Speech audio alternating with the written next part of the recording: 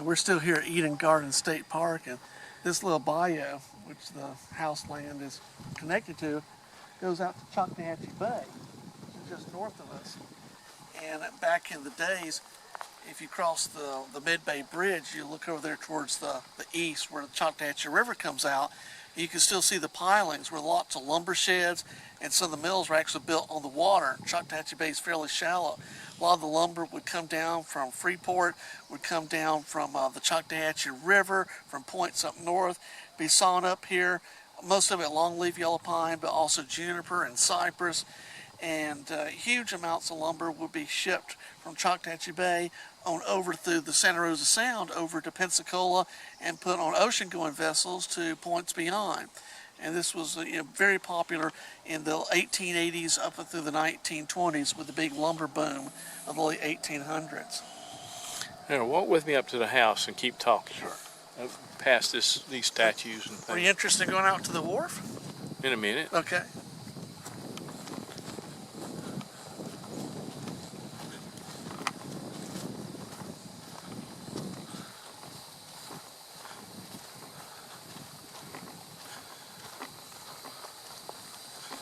What's this little statue supposed to represent?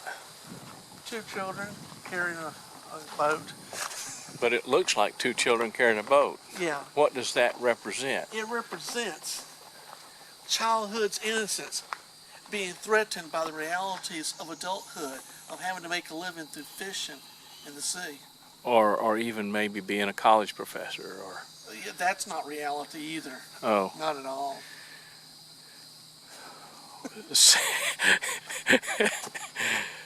That's a very good,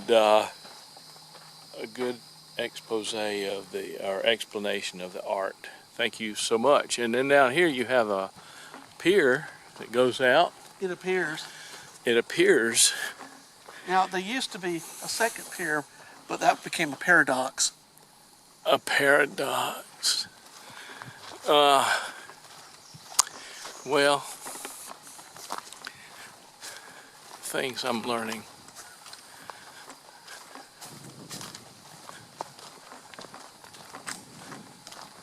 Had some students here a few years ago, and there's mullet jump out there. They couldn't understand why fish would jump out of the water. They didn't believe me. I said, it's mullet jumping. Fish don't jump out of the water. I said, mullet do. And then one jumped out of the water, and they're just like, oh, it really did. It's like they had, they discovered it for the first time. They told the news, do you see that mullet jumped out of the water? But we need to take them to eat some mullet, don't we? Yeah.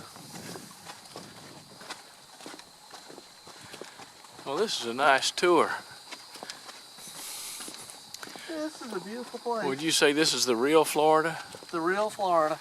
Where's the fake Florida? Over there. Okay. It is. SandDestin, all the condos in Destin and Fort Walton Beach, that's a fake Florida. And this is not that far from that. So what's the nearest towns on Highway 98 here? We're near Point Washington, and Seaside is just south of us. About just south of us.